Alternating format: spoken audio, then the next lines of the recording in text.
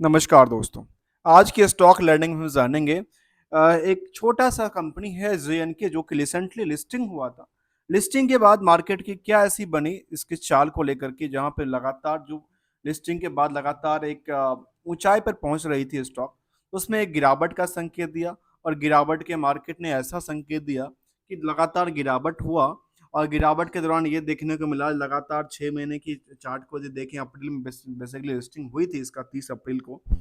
तो नियरली देखा गया करीब कितना 1% के आसपास की इसमें जंप देखने को मिली स्टॉक को लेकर के एज ऑन लिस्टिंग के बाद की बात कर रहा हूँ। लेकिन उसकी आईपीओ की तरफ ध्यान देंगे तो आईपीओ के बारे में कहा था कंपनी ने नियरली आईपीओ में देखा गया करीब 50% की क्या थी लिस्टिंग गेन की बात किया था। आज हम लिस्टिंग की प्राइस को इसके हिसाब से आंकलन करके देखें तो आज भी स्टॉक ने करीब 68-70% के आसपास की जंप देखने को मिली। फिलहाल 700 के आसपास की प्राइस है। हम क्यों चर्चा कर रहे हैं क्योंकि इसका एक लेटेस्ट अपडेट ये आया कंपनी के पास एक बड़ा सा ऑर्डर मिला और ऑर्डर किस चीज को लेकर मिला पता है। ऑर्डर मिला इसको इसको लेकर के किससे कंपनी को मिला ऑर्डर हिंदुस्तान पेट्रोलियम कॉरपोरेशन से मिला जिसका नाम एचपीसीएल से इससे ऑर्डर मिला और कंपनी ने कहा कि हमारे पास एक large order company has receive the large order और लार्ज ऑर्डर के लिए उन्होंने वैल्यूएशंस की बात नहीं किया और वैल्यूएशंस की बात नहीं किया तो इसके लिए उन्होंने इंडिकेशन दिया जो लार्ज ऑर्डर है उसकी लार्ज ऑर्डर की कैटेगरी में क्या आती है 50 करोड़ से लेकर के 150 करोड़ तक की ऑर्डर आती है। इसके लिए उन्होंने कंपनी ने अपडेट किया। तो इसके हम क्या करने वाले हैं एक डीपली स्टडी करने वाले। इससे पहले भी हमने स्टडी किया था जहाँ पे लगातार एक स्टॉक ने बूस्ट किया था। उसके बाद जब बूस्ट कर लिया उसके बाद लगातार क्या हुआ चार्ट में देखने को मिला कि लगातार थोड़ा सा इसमें गिरावट का प्रेशर देखने को मिला। तो एज ऑन टाइम फ्रेम तब भी स्टॉक ने एक अच्छी सी मोमेंटल देखने को मिला और ऑर्डर के बेसिस पे आगे क्या हो सकता है इनकी ऑर्डर यदि 50 से 150 करोड़ का है तो क्या इनकी बिजनेस मॉडल को डेवलप कर सकता है इनके चार्ट को डेवलप कर सकता है तो ऑब्वियसली हो सकता है। चलिए हम जानेंगे उसकी प्रॉफिट मार्जिन को लेकर के जो इसके हिस्टोरिकल डेटा है उस पर क्या आकलन करके निकल के आती है। कंपनी के बारे में देखें तो कंपनी करती क्या है जब जिसको हिंदुस्तान पेट्रोलियम से इनको ऑर्डर मिला है ऑर्डर के बेसिस पे देखा जाए तो कंपनी की जो मेन एक्टिविटीज़ हैं उसके बारे में कंपनी ने कहा कि हमारे पास जो है हम क्या करते हैं डिज़ाइनिंग करते हैं मैन्युफैक्चरिंग करते हैं supply installation in the commissioning of the process जो कि फायर्स हीटिंग है रिफॉर्मेशन कुकिंग का जो कि आइटम्स है उस पर हम कामकाज करती है। फिलहाल जो उनके पास ऑर्डर मिला वो ऑर्डर क्या था इनको रिफाइनरीज में ऑर्डर मिला। कंपनी ने कहा कि हमारे पास treated distillates automated extract units के लिए मिला है जो कि लमसम्स टर्नकी की बात कर रही है जो कि हिंदुस्तान मुंबई रिफाइनरीज में उनको पास ऑर्डर मिला है। चलिए अगले कदम पे जानेंगे कंपनी के एक स्टेप को लेकर के जहाँ पे फिलहाल बुक वैल्यू यहाँ पे निकल के नहीं आती क्योंकि रिसेंटली कंपनी लिस्टेड था इसका इसलिए यहाँ पे कोई भी डेटा निकल के नहीं आती जिसकी वजह से इन दोनों चीज को इग्नोर किया जा सकता है। हम आगे चलेंगे उसको लेकर के उसकी जो कि बुक लिस्टिंग प्राइस थी और बाकी सारे जो प्राइस थे उस पर हम आकलन करके चढ़ते हैं। तो वहाँ पे देखा गया कंपनी को लेकर के कंपनी ने कहा कि हमारे पास जो प्राइस बैंड उन्होंने उस टाइम पर लिस्टिंग के पास रखा था उन्होंने कहा कि हमारे पास प्राइस बैंड ये था जो कि लिस्टिंग इशू प्राइस की बात उन्होंने 415 के आसपास किया था जो कि बुक बिल्डिंग मेथड पे था और देखा गया कि अप्रैल में आया था अप्रैल 24 के अंदर आए थे और लास्ट डेट ऑफ अप्रैल में इनका लिस्टिंग हुआ था जो कि लिस्टिंग की बात जब हुआ था उस टाइम पे 621 में लिस्टिंग हुआ था नियरली 50% के आसपास और कैश मार्केट प्राइस आज के टाइम में 700 के आसपास है जो कि इसके हिसाब से इसको देखा है तो ये कहती है आज भी स्टॉक ने क्या किया है 67-68 से लेकर के 70% तक का अपर साइड देखने को मिला है। चलिए इसको लेते हैं आकलन करते हैं। यहाँ पे एक सबसे पहली चीज देखा जाए तो अर्निंग पर शेयर के हिसाब से हम आकलन करेंगे तो ईपीएस के बारे में कंपनी कहती है कि ईपीएस कितना है करीब करीब 13 के आसपास अर्थात इसको फेस वैल्यू से यदि आकलन करके देखा जाए तो इसके बारे में ये संकेत देता है जो यहाँ जो ईपीएस है ना कितना गुना है ज्यादा 6.5 गुना से ज्यादा 6.5 गुना से 10 देखा है तो जब कर रखी है अब 6.5 गुना यदि जंप है इसके हिसाब से जो कि ये देखने वाली बात ये होगी जो पहली क्या कहती है डेट टू इक्विटी के बारे में क्या कहती है क्या ये बढ़ाती नजर आती है घटाती नजर आती है। क्या करंट रेशियो जो है करंट रेशियो में जो खास के सेल्स की पार्ट की बात करूं तो सेल्स में क्या उन्होंने उधार दे रखा है जिसका रिस्क फैक्टर की बात करेंगे जो कि रिस्क फैक्टर कहाँ निकल के आती है इन्होंने क्या किया प्रॉफिट तो वो कर दिया लेकिन ऑब्वियसली क्या होता है यदि वो सेल्स उधार में है तो उनमें क्या होती है रिस्क फैक्टर की बनती नजर आती है जो कि करंट रेशियो में जानना जरूरी है। अब आते हैं कंपनी को लेकर के, जहाँ पे स्टॉक पी की बात करते हैं, जो कि स्टॉक पी छोटा होना चाहिए, बड़ा होना चाहिए। तो बेसिकली ये दर्शाती है जो कंपनी में फिलहाल भीड़ कितना है। भीड़ किसके बेसिस पे? अर्निंग के बेसिस पे। उन्होंने कहा कि अर्निंग यदि 13 रुपए की है तो यहाँ पे 62 गुना के हिसाब से क्या हो गया, भीड़ खड़ा हुई। जिससे भीड़ के बेसिस पे स्टॉक की प्राइस कितना हो गई, नियरली 700 के आसपास निकल के आती है। अब दूसरा आकलन ये कहता है कि जो कि इंडस्ट्रियल की कैपेसिटी है, इंडस्ट्रियल के बाकी जो कंपनी है वहाँ पे कहती है कि करीब 43.2 के आसपास की भीड़ है, और यहाँ पे कहती है 62 के आसपास भीड़ है। इसके हिसाब से क्या हुआ, इसके हिसाब से ये अभी तक कहती है कि अभी भी क्या है, ओवर वेटेज है। स्टॉक ने सीधा क्या आकलन देता है, इसके हिसाब से ओवर वेटेज है। तो इसके हिसाब से तो ठीक है। अब दूसरा आकलन क्या कहती है, इसके हिसाब से क्या कहती है, इसके लिए क्या करना पड़ेगा, एक रिकंसिलेशन करना पड़ेगा, जहाँ पे डेट्स को हम रिकंसाइल करेंगे, किसको लेकर के, क्या उन्होंने पहले का डेट्स था या करंट का डेट्स था, उसमें क्या फेरबदल उन्होंने किया है। इसके बाद देखा गया कि करंटली इनके पास ऑर्डर और प्रॉफिटेबिलिटी के बारे में क्या संकेत देता है। जहाँ पे कंपनी कहती है कि आरओसी की बात करें तो 46% का, आरओई की बात करें तो 39% का। तो इनका कोई ट्रैक रिकॉर्ड नहीं, क्योंकि नई न्यूली न्यूली अभी करती है, न्यूली लिस्टेड कंपनी है। थोड़ी मुझे लगता है कि कितना 4 महीना हो गया, क्योंकि अप्रैल की लिस्टिंग थी, तो मई जून जुलाई अगस्त 4 महीने की लिस्टिंग, 4 महीने में भी काम काज कर रही है। जहां पे कंपनी के बारे में कहते हैं कि नंबर ऑफ शेयर कितना है, करीब करीब 5.5 करोड़ के आसपास का इसका क्या करना है। और इसमें प्रमोटर की होल्डिंग की बात करूं तो करीब 68% के आसपास की होल्डिंग है, और प्लेस का कोई सवाल बनता फिलहाल नजर नहीं आता।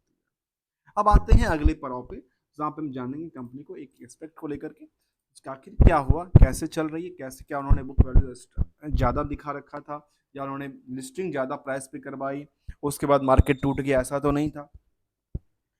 आते हैं, अभी तक उम्मीद करते हैं अभी तक आपने चैनल को सब्सक्राइब और वीडियो को लाइक किया होगा, नहीं किया है तो कर लीजिए, क्योंकि हम कंप्लीट स्टडी की बात करते नजर आते हैं विदाउट किसी रिकमेंडेशन और एडवाइजरी को लेकर।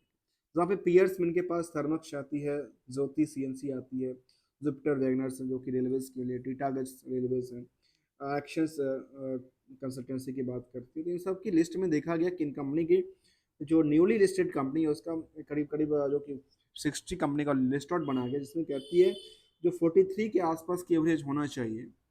तो इसके हिसाब से क्या कहती है, इसके हिसाब से यहाँ पे क्या हुआ, भीड़ ज़्यादा खड़ा होगी, किसको लेने के लिए, स्टॉक में क्या हो, बूस्ट होने वाली है। दूसरी आकलन करके देखें तो इसके बारे में कहते हैं कि नियरली कितना होना चाहिए, 0.22 के आसपास होना चाहिए। इसमें कहते हैं कि यहाँ पे क्या हुआ, ओवर वेटेज हो गया, जिसकी वजह से यह क्या हुआ, थोड़ा सा बढ़ती आती है। चलिए उसको भी आकलन करेंगे, आखिर क्या हुआ यहाँ पे लेकर।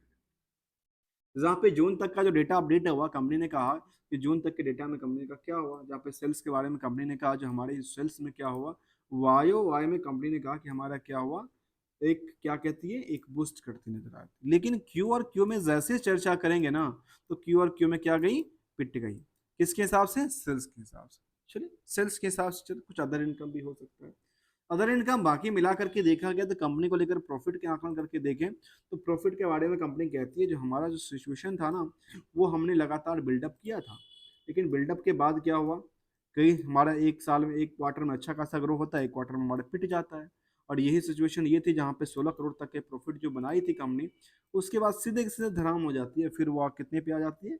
लेकिन यहाँ से यदि ट्रेंडिंग की बात करें तो ट्रेंडिंग क्या दर्शाती है इसको लेकर के, यदि ऊपरी सतह से ट्रेंडिंग की बात करें तो ट्रेंडिंग इसका क्या कहती है, एक रिवर्सल में कहती है। और यदि ये इसका जो रिवर्सल कहती है तो क्या चार्ट इसके विपरीत चलता है, तो नहीं, चार्ट भी इसका ऐसे रिवर्सल में देखने को मिली है, जो हम आकलन करते हैं यहाँ पे देख सकते हैं। चार्ट भी इसी आकलन से फिलहाल कब से, 6 महीने से इसी आकलन से थोड़ा चला था, लेकिन तब भी थोड़ा सा इसके विपरीत के हिसाब से थोड़ा सा अच्छा परफॉर्मेंस करती नजर आई है। यहाँ आते हैं अगले पड़ाव पे, जहाँ पे हमने देखा इसको जो कि इनकी क्या, इनकी ऑर्डर के बेसिस पे ही मार्केट जंप करती नजर आती है। इनकी रेशियो के हिसाब से देखा जाए तो इनकी सेल्स के आंकलन को देखें तो सेल्स के बारे में कहती है जो मार्च 24 तक का डेटा था वो ये कहती है लगातार क्या थी, बिल्डअप थी।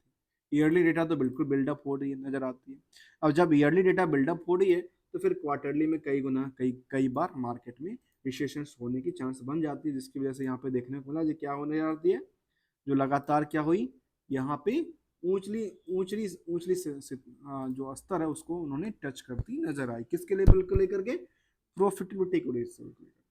अब सवाल उठता है कि इनका जो रेशियो किसको लेकर के था, जो डेट्स टू इक्विटी रेशियो का सवाल था उसके बारे में क्या कहती है और करंट रेशियो के बारे में क्या कहती है, एक सवाल बनता नजर आता है। इन दोनों का हम आकलन करते हैं। चलिए आकलन इस तरफ से कैसे करते हैं, क्या इनका बोरोइंग्स को पार्ट लेकर उन्होंने डेवलप किया। तो कहती है बोरोइंग्स को पार्ट को लेकर के कंपनी ने क्या किया, एक लंबी सी करीब 22 करोड़ का क्या किया उन्होंने, 22 करोड़ का इंक्रीज किया था यहाँ पे। जब 22 करोड़ का इंक्रीज करेगा तो ऑब्वियसली क्या होगा, इनकी प्रॉफिट क्या होगी, प्रॉफिट में क्या होगा, गिरावट हो गया। लेकिन उसकी वजह से पी जो है वो आपको आकलन दिखाता है कि अच्छा यहाँ पे ज्यादा की भीड़ निकल के आती है। चलिए ये तो खत्म होती है। अब दूसरा सवाल ये होता है जो उन्होंने बोरोइंग्स लिया, इस बोरोइंग्स को लेकर के उन्होंने किया क्या, जो 22 करोड़ का लिया उनको किया क्या, तो उनके बारे में कहती है ये 2 करोड़ का यहाँ पे ट्रांसफर देखने को मिला। और कुछ तो कहती है कि बाकी के बाकी पैसा कहाँ गया, वो पैसा यहाँ पे देखने को मिलता है, अदर के अंदर देखने को। अब अदर वाले में क्या फैक्टर बनती है, अदर वाले में कंपनी कहती है कि हमारे पास जो कि इन्वेंट्री था वो तो नियर अबाउट द सेम है, उसमें कोई फेरबदल नहीं हुआ। लेकिन लेकिन ध्यान देने वाली बात यह है, उन्होंने कहा जो हमारे पास जो ये जो था ना, ये जो आकलन है किसको लेकर के, उधार सेल्स को लेकर के। उधार सेल्स में क्या हुआ, हमारे पास दोगुने के आसपास की रफ्तार पकड़ लिया, मतलब 313 करोड़ का चला गया। अब सोचिए यहाँ पे क्या करने वाला हूँ, ये जो डेटर्स है इस डेटर को क्या करना है, सेल्स से रेशियो देखना है, इसको क्या करना है, प्रॉफिट से आकलन करना है। चलिए आते हैं अगले आकलन की तरफ, जहाँ पे ध्यान देने की प्रयास करते हैं, किसको लेकर के, कितना था 213 करोड़। अब 213 करोड़ के हिसाब से यदि आप आकलन करेंगे तो टोटल पूरे साल में कितना का सेल्स हुआ था, दो 480 करोड़ का। 480 करोड़ में 213 करोड़ का आपके क्या है, उधार फंसा पड़ा हुआ। अब इसके हिसाब से operating profit margin, net profit margin का आकलन करके देखिए, 480 करोड़ में कितना मार्जिन होती है, कितना का 63 करोड़ का मार्जिन टोटल प्रॉफिट बनती है। इसके हिसाब से देखिए क्या आकलन बनती है, इसके हिसाब से आकलन करके देखिए जो आखिर इनका नेट प्रॉफिट मार्जिन जिसको कहते हैं, तो नेट प्रॉफिट मार्जिन क्या परसेंटेज में ग्रो करती है। एक सवाल बनता है, इस सवाल के बेसिस पे क्या जो 63 करोड़ का है वो 213 करोड़ से कितने गुना ज्यादा बड़ी करती है। ये एक सवाल क्या बनता है, एक रिस्क फैक्टर बनता है, और रिस्क के लिए बात करती है, रिस्क यहाँ पे बनती है उधार को लेकर के। चलिए रिस्क के बारे में कंपनी कहती है, जो इनका क्या है रेशियोज को लेकर कहती है कि हमारे पास क्या हुआ, जो कि पहले करीब 103 दिन में हम रिकवरी करते थे, वहां पर उन्होंने डेटा दिया कि हमने 163 दिन में रिकवरी करते, 62 दिन में रिकवरी करते हैं। ये क्या हुआ, 6 महीने का टाइम फ्रेम हो गया। अब 6 महीने की क्या हुई, गिरावट है। 6 महीने की गिरावट में पता है क्या हुआ, इनका रिस्क पता है क्या हुआ, रिस्क फैक्टर बढ़ती नजर आई, किसको लेकर, आकलन को लेकर के, प्रॉफिट टू डेटर्स को लेकर के। तो ये क्या है, इनके लिए निगेटिव संकेत देता है। चलिए अगले कदम पे जहाँ पे हम शेयर होल्डिंग की चर्चा करेंगे, लेटेस्ट अपडेट था उसकी चर्चा करेंगे। तो यहाँ पे लेटेस्ट अपडेट में चर्चा ये हुआ, जो यहाँ पे कंपनी ने कहा कि हमारे पास क्या निकल के आती है, हिंदुस्तान पेट्रोल केमिकल से हमारे पास एक लेटेस्ट ऑर्डर निकल के आती है। उसके बाद उन्होंने कहा कि हमारे पास न्यूज पेपर पब्लिकेशन की बात उन्होंने कहा था, जो एडवर्टाइजिंग पब्लिकेशन होता, जो कि इन्होंने जो जून का रिजल्ट था उसको लेकर अपडेट दिया था। और ये लेटेस्ट अपडेट उन्होंने ये दिया था कि हमारे पास एक लेटेस्ट ऑर्डर मिला है। अब आते हैं शेयर होल्डिंग पैटर्न को लेकर के, आखिर क्या कहना चाहती है, इसको लेकर के क्या कहती है, जहाँ पर हमने लेटेस्ट अपडेट में देखा कि इनके पास करीब कितना करोड़ होगा, करीब करीब 50 से लेकर के 150 करोड़ तक की ऑर्डर मिलती नजर आई है, कहाँ से, एचपीसीएल से। अब आते हैं शेयर होल्डिंग पैटर्न को लेकर के, जहाँ पे जून तक का डेटा उन्होंने अपडेट किया। जून तक के डेटा में कंपनी ने कहा कि हमारे पास क्या है, प्रमोटर्स होल्डिंग करीब 67% के आसपास, बाकी जो होल्डिंग है वो नियर अबाउट द फिलहाल कोई फेरबदल नहीं, और करीब करीब 60,000 के आसपास यहाँ पे क्या निकल के आती है, एक शेयर होल्डर की तादाद देखने को मिली है। तो इन 60,000 में क्या कुछ बड़े लोग भी इनमें इन्वेस्टेड है, उसकी चर्चा किया जा सकता है।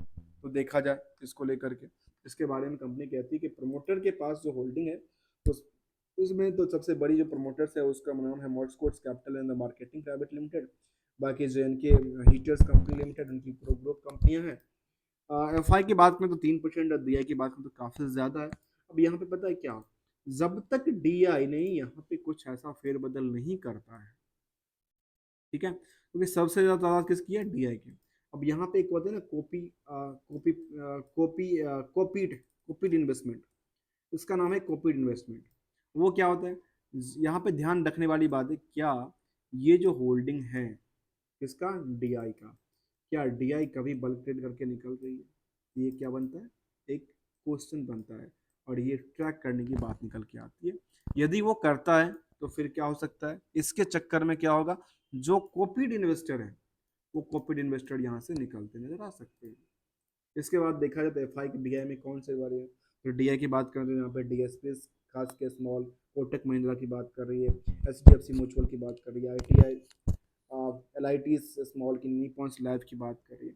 पब्लिक की बात करें तो 9-10% के आसपास जो पब्लिक है, पब्लिक की तादाद में ऐसा कोई भी बड़ी चेहरा की बात नहीं, एक ही कंपनी निकल के आती है जिसका नाम है बिलियंस महाराष्ट्र, जिसका नाम निकल के आता है, उसके बारे में ये कहती है, और जहाँ पे इनके पास ये डेटा निकलती है, जहाँ पे नियर अबाउट 7,000 60,000 के आसपास की क्या बनती है, 60,000 के आसपास की यहाँ पे इन्वेस्टर्स बने हुए नजर आते हैं स्टॉक को लेकर के। जहाँ पे इसका लेटेस्ट अगले क्वार्टर में आएगा तब एक्चुअली पता चलेगा आखिर इन्वेस्टर यहाँ से मैदान को निकलते नजर आते हैं या फिर इसको ज्वाइन करते नजर आते हैं। तो यहाँ फिलहाल तो ये देखने को मिला जहाँ पे डिमांड लगातार बढ़ी है थोड़ी बहुत करके, क्योंकि यह स्टार्टिंग का जो टर्म था ना, खास के जब स्टार्टिंग की टर्म थी जहाँ पे लिस्टिंग के बाद हुई, लिस्टिंग के बाद लगातार इसमें क्या हुआ था, एक गेन हुआ था, लेकिन बाद में क्या थोड़ा सा सस्टेन करती नजर आई है स्टॉक को लेकर के। आज हमने बात किया जेनको को लेकर, इनका लेटेस्ट अपडेट अभी आया था और इसको लेकर के कुछ अपडेट्स था तो हमने सामने लेने का प्रयास किया, जहाँ पे कंपनी के लेटेस्ट जो आईपीओ था उसके आईपीओ के हमने देखा कि आईपीओ के टोटल वैल्यूएशन उन्होंने लिया था मार्केट से, क्या था 650 करोड़ का उन्होंने मार्केट से फंड रेज करती नजर आई थी। हमने जानने का प्रयास किया जैन को लेकर के, इससे पहले उन्हें स्टडी किया था, आप मेरे आप लिस्ट में जाकर के इसको स्टडी कर सकते हैं, रीचेक को पर्पस को लेकर के मेरे या किसी एक ना किसी एक चैनल पे अवेलेबल्स है। यहाँ पे देखने को यह मिली जो कंपनी के पास क्या थी, कंपनी का जो रिवेन्यू मॉडल था वो 111% जंप करती, ऑपरेटिंग में क्या थी 10% गिरावट थी, और ये नेट इनकम में क्या था करीब 56% के आसपास की एक अपर साइड मोमेंटल देखने को बनती नजर आई, जिसको कह सकते हैं हाँ ग्रोथ लेवल पे इनकी फंडामेंटल में कोई कमी नहीं थी। हाँ ये हो सकता है कि जब लिस्टिंग हुई तो लिस्टिंग के बाद मार्केट ने क्या किया था, एक बूस्ट किया था, बूस्ट के बाद थोड़ा सा सस्टेन उसको एक कट करती नजर आई थी market. Thank you so much for joining here. तो हम बात करते थे जेन को इंडिया को लेकर।